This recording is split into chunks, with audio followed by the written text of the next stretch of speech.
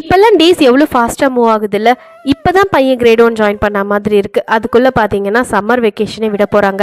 இன்னும் 2 வாரம் தான் ஸ்கூல் இருக்குது. அதுக்கப்புறம் 2 மாதத்துக்கு சம்மர் வெக்கேஷன் லீவ் தான். ஒரு பக்கம் சந்தோஷமாக இருந்தாலும் ஒரு பக்கம் கவலையாக இருக்குது. என்ன சந்தோஷம்னு பார்த்தீங்கன்னா நாங்கள் இந்தியா ட்ரிப் போக போகிறோம். இன்னும் 1 மாதம் தான் இருக்குது இந்தியா போகிறதுக்கு. இன்னொரு பக்கம் இந்த 2 மாதம் எப்படா இவனை வச்சு சமாளிக்க போகிறோம் அப்படின்னு கொஞ்சம் கவலையாக தான் இருக்குது.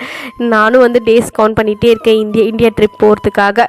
இன்றைக்கி காலையில் என்னோடய ரொட்டீன் என்ன பண்ணேன்னு சொல்லிட்டு பார்த்துடலாமா. காலையில் புதினா கொத்தமல்லி ரெண்டுமே சேர்த்து சட்னி ப்ரிப்பேர் பண்ணிவிட்டு இட்லி தான் வந்து ப்ரிப்பேர் பண்ணியிருந்தேன். நேற்று அரைச்சி வச்ச மாவு தான் இருந்தாலும் பார்த்தீங்கன்னா புளிச்சும் புளிக்காத மாதிரி இருந்துச்சு. சரி ஓகே ப்ரிப்பேர் பண்ணி பார்ப்போம் எப்படி இருக்குன்னு பார்த்தா இட்லி இன்னமும் நல்லா தான் இருந்தது.